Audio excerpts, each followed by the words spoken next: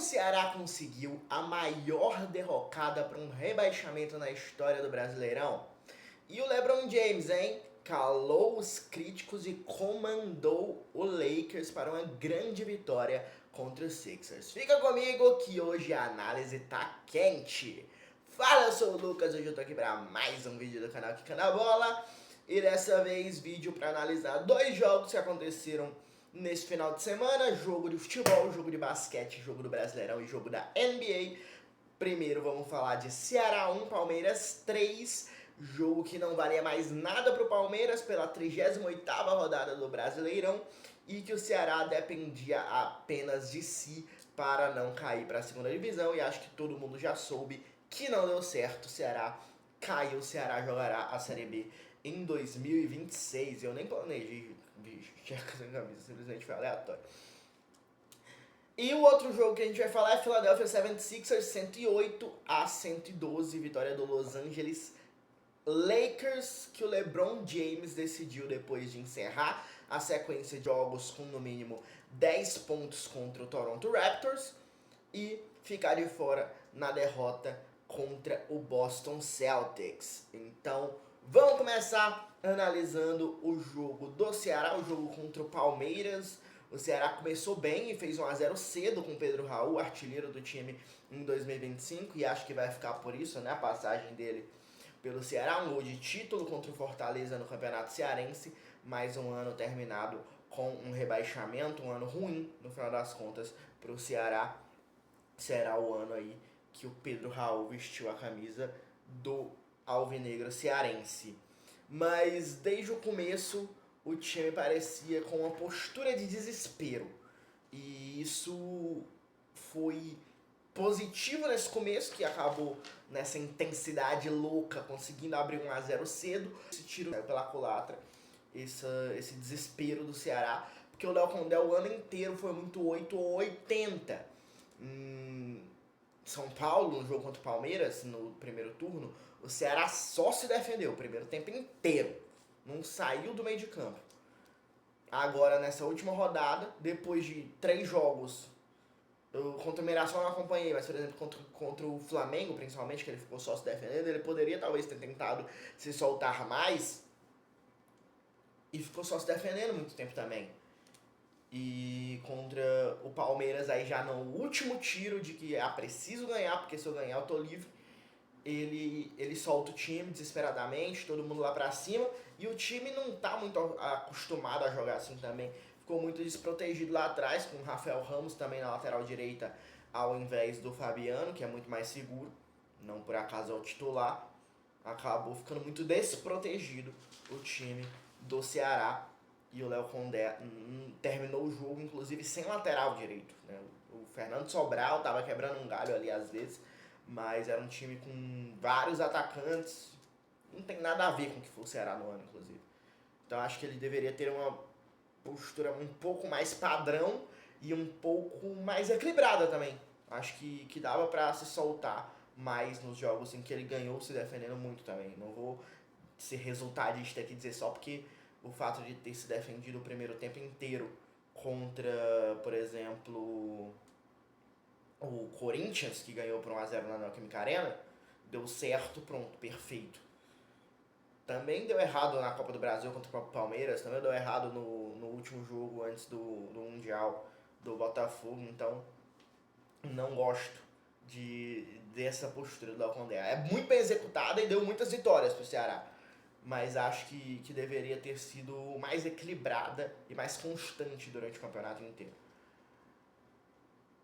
Menos de 10 minutos depois, o Palmeiras empatou com o Facundo Torres e começou a pegar o controle do jogo com 1-1 de novo. O Ceará acho que se desestabilizou também um pouco emocionalmente. O Palmeiras começou a tomar conta do jogo já com menos da metade do primeiro tempo e se consolidou nesse jogo, agredindo em contra-ataques a defesa exposta do Ceará, que eu já citei, e virou com o Sousa de falta e matou o jogo com o Flaco Lopes em 2 lances ali. O Sousa foi de falta, mais um lance em que o ataque do Palmeiras estava chegando contra a defesa desprotegida do Ceará, e o Flaco Lopes também em mais um contra-ataque contra a defesa desprotegida do Ceará. 3-1 jogo morto, e a partir daí o Ceará só dependia dos outros, de si mais e ninguém acreditava.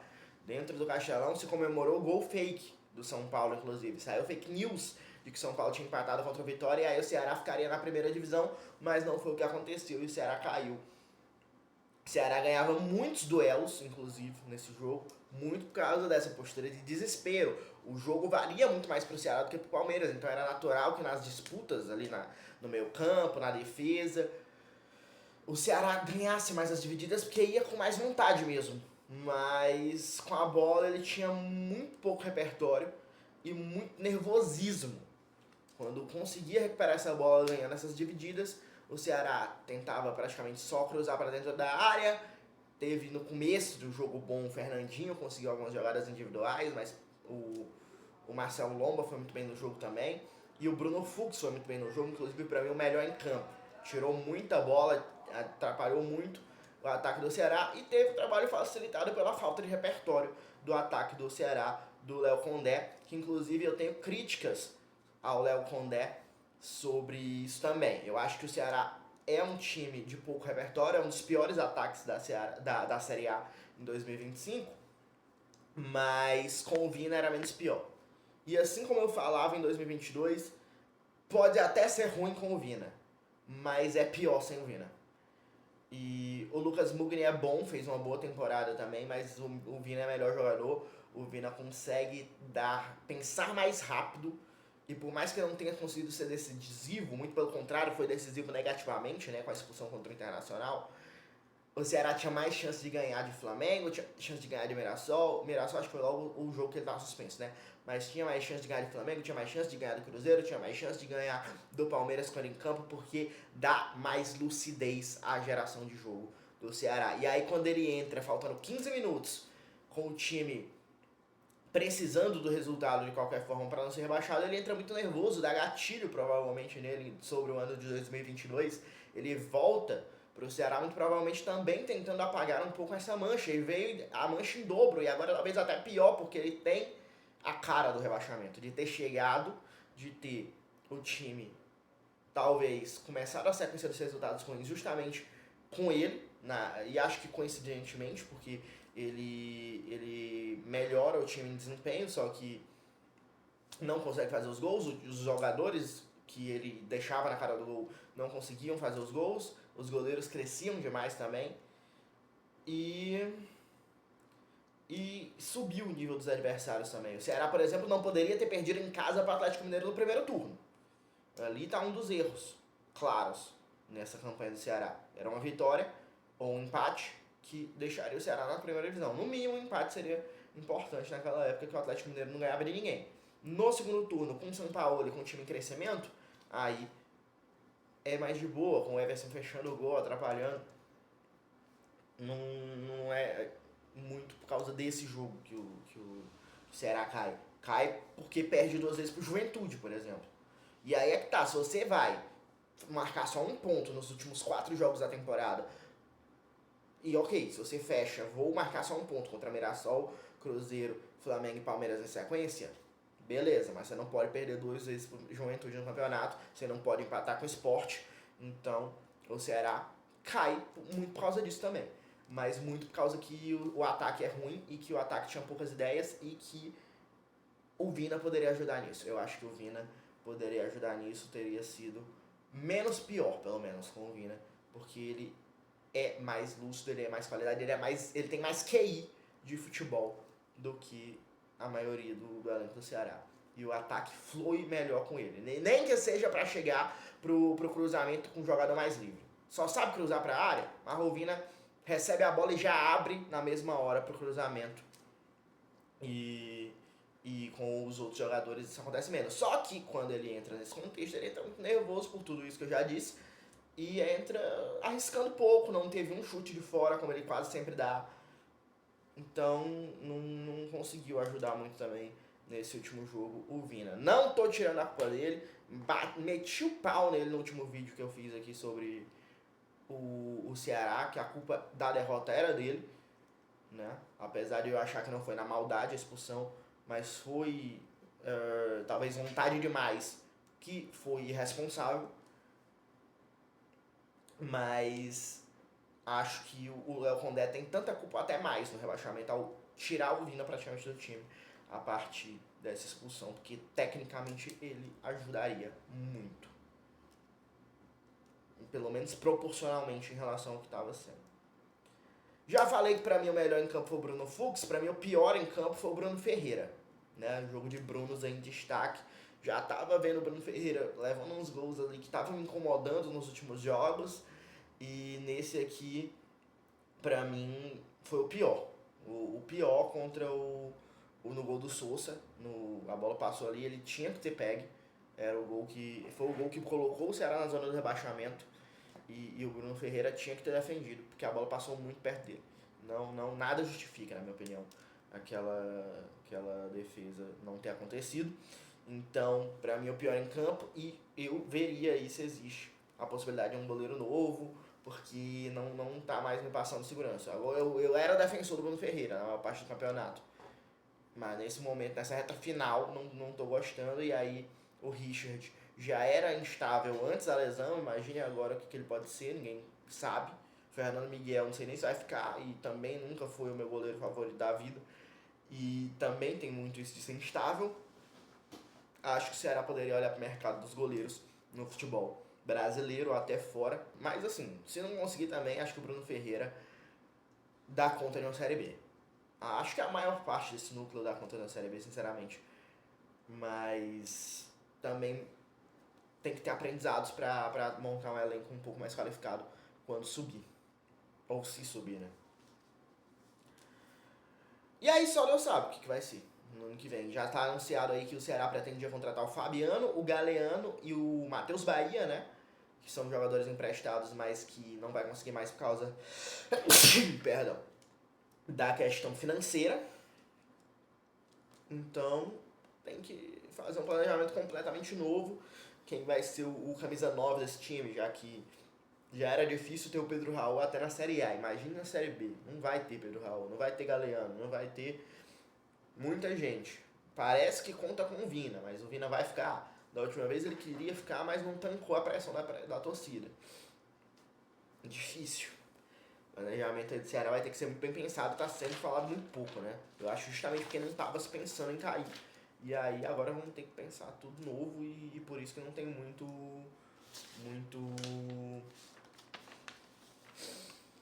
muita coisa sendo falada mesmo. Muita notícia. Vamos passar então pro basquete. Vamos falar agora de Los Angeles Lakers, que teve um jogo muito equilibrado o jogo inteiro contra o Philadelphia 76ers, nivelado por cima, realmente foi um jogaço entre Lakers e Sixers, e com a leve superioridade de Philadelphia no primeiro tempo e de Los Angeles no segundo tempo.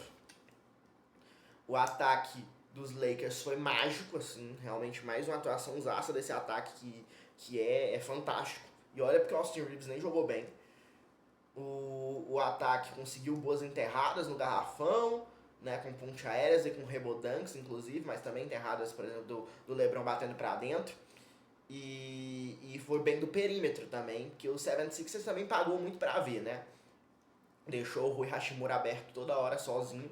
Não teve um super aproveitamento, mas conseguiu matar uma bola ou outra ali, como conseguiu no Game Winner contra o Toronto. E isso foi muito a capitalização dos Lakers em relação à defesa dos Sixers, que dobrava muito em cima dos principais jogadores do Lakers. O Lakers tem um ataque muito estrelado, com Reeves, com Doncic, com o LeBron James, e quando esses jogadores iam pra cima, quase sempre tinha dobra de marcação. E aí sobrava chegando por trás um DeAndre Ayton para pegar um rebote de um arremesso difícil, um arremesso contestado. DeAndre Ayton vinha, chegava rebodunk. Ou então passava sozinho nas costas de um defensor dos Sixers e vinha para a ponte aérea. Ou também vinha todo mundo em cima do Doncic ou do Reeves entre o garrafão, ele abria pro Hashimura ou para quem tivesse ali no perímetro que tava matando bola também. Inclusive tem um passe assim sensacional, um dos passes mais lindos que eu já vi na vida do Austin Reeves, que, repito, nem fez um bom jogo. E aí, os Lakers tiveram problemas defensivos, como costumam ter, né? Principalmente aí no perímetro, não foi uma boa defesa de perímetro do Los Angeles Lakers, mas fechou bem o garrafão até. Conseguiu aí atrapalhar muito o Joel Embiid, que não conseguiu nada, na verdade, nem de perímetro, nem de garrafão na maior parte do jogo, mas não muito por causa da defesa dos Lakers, o perímetro. O garrafão, sim, teve dificuldades, o Joel Embiid, por causa da defesa dos Lakers. Indo falar agora de clutch time, do momento decisivo de jogo, é a hora que a gente fala de LeBron James, principalmente, que teve 10 dos 29 pontos anotados nos últimos 5 minutos. Ele fez 29 pontos na partida, uma grande atuação do LeBron, mas desses 29, 10, mais de um terço, foram anotados nos últimos 5 minutos do jogo. E ainda teve o roubo de bola no final, que ele conseguiu ali para matar a partida, né? O Sixers naquele último lance para tentar um empate, uma virada milagrosa, e o LeBron pega, se antecipa, rouba a bola e fica com ela até o cronômetro zerar para garantir a vitória para o Los Angeles Lakers. O Austin Reeves é um jogador bem apagado, já disse, mas diferente, por exemplo, do Embiid, que eu também já critiquei aqui no vídeo, ele não conseguiu aparecer nem no clutch time. Os números deles, dois de arremessos de quadra, são muito baixos. Os dois tiveram 19% de aproveitamento dos arremessos de quadra, 4 de 21 o Joel Embiid e 3 de 16 o Austin Reeves. O Embiid 0 de 6 em arremessos de 3. E o Embiid conseguiu matar uma bola, por exemplo, importante nesse clutch time. Quando o LeBron tava acabando com o jogo, ele foi lá e não deixou o jogo acabar. Ele foi lá, o Maxey também, o Paul George, as estrelas do jogo, o próprio Doncic, estavam aparecendo no clutch time. O LeBron roubou a cena, mas todos eles fizeram uma coisinha aqui e acolá, se mostraram no jogo. O Austin Reeves foi o único dos jogadores mais destacados que não conseguiu fazer nada no clutch time e nem na maior parte do jogo. Ele até teve aí algum lance ou outro. No final teve umas bolas de 3 que ele matou, no final do primeiro tempo. Mas não foi um bom jogo do Austin Reeves. Outros números interessantes pra gente falar desse jogo individualmente, né? Falando aí de jogadores, o Luka Doncic foi para mais um triplo-duplo na temporada, 31 pontos, 15 rebotes, 11 assistências, 12 de plus-minus, jogou muito o Luka Doncic, que ficou um pouco ofuscado pelo LeBron, mas jogou demais. LeBron, 29 pontos, 7 rebotes e 6 assistências, 12 de 17 em arremessos de quadra, 71% de aproveitamento, surreal. O melhor do Philadelphia foi o Tyrese Maxey, com 28 pontos, 7 rebotes, 9 assistências, mas o plus-minus dele foi de menos 9. Não é nem de perto um número bom para se destacar. O DeAndre Ayton teve duplo-duplo, 12 rebotes, 14 pontos, 7 de 7 de arremesso de quadra, 100% de aproveitamento aí o DeAndre Ayton. E 10 de plus-minus, DeAndre Ayton, um pouco calando críticos também aí, nesse começo de passagem pelo Los Angeles Lakers. Andre Drummond, outro que fez duplo-duplo, vindo aí do banco, né, para a equipe do Philadelphia 76ers, 11 pontos, 2 rebotes, um plus-minus também, menos 15 do Drummond, Jesus amado. O Jake LaRavia conseguiu ajudar bem, teve boas jogadas e um plus-minus de 12, um dos melhores do jogo aí, só ele e o Doncic tiveram esse número, os outros foram todos menos que isso. E o Joel Embiid, já falei aí dos arremessos de quadra, né? 4 de 21, muito mal no jogo. Mas um plus-minus muito bom, 11 de plus-minus pro Joel Embiid. Então, acho que são dois times que surpreendem positivamente no final das contas nessa temporada. Nesse começo de temporada, os dois estão desempenhando mais do que se esperava. Acho que os dois devem estar nos playoffs. Agora, a dúvida é o que eles vão conseguir fazer lá, né? Porque os Lakers estão à frente até do Denver Nuggets, que são, acho que um time melhor e que eram mais bem cotados no começo da temporada. Na tabela, o Philadelphia 76ers está lá nos times que estão indo direto para os playoffs nesse momento. Dois desempenhos, dois momentos de tabela de classificação melhores do que se esperava antes da temporada começar. E aí, muito por causa do trabalho, dos ataques principalmente. Não, principalmente falando de Los Angeles Lakers, que ataque sensacional. E acho os Lakers melhores mesmo, por pouco do que os Sixers, e foram no jogo, mas dois times aí que devem estar nos playoffs pelo que estão apresentando nesse começo de temporada. Vamos ver se não vai ter uma derrocada. Os Sixers na temporada passada foram tristes, por exemplo, e não sei, vai que o Embiid se machuca de novo, e aí vem muito parecido com o que foi o time do ano passado. O time do ano passado não conseguiu ir para os playoffs nem chegar perto. Então, acho que não dá para cravar porque a temporada é muito longa para os dois times, né? Mas, por exemplo, os Lakers estavam se virando sem LeBron James antes de ele se recuperar de uma lesão também. Por isso, muito também eu considero os Lakers um pouco mais confiáveis. Mas são dois times que eu apostaria que estarão nos playoffs nesse ano. E você? O que tu acha? Vamos ver Philadelphia de volta aos playoffs? Vamos ver os Lakers nos playoffs nesse ano? Acho que isso já era um pouco previsto antes da temporada, os Lakers no playoffs, mas não tão bem na classificação, né, em segundo lugar no Oeste, que é a conferência mais forte. Então, vamos acompanhar aí a sequência da temporada da NBA. Se gostou do vídeo, deixa nos comentários tudo que tu achou, debate comigo, se tu discorda de alguma coisa que eu disse, se tu concorda também diz aí. Se gostou, dá o like, se inscreve e mostra para os seus amigos darem a opinião deles também. Se não gostou, dá o dislike, segue a gente nas redes sociais e até a próxima. Valeu!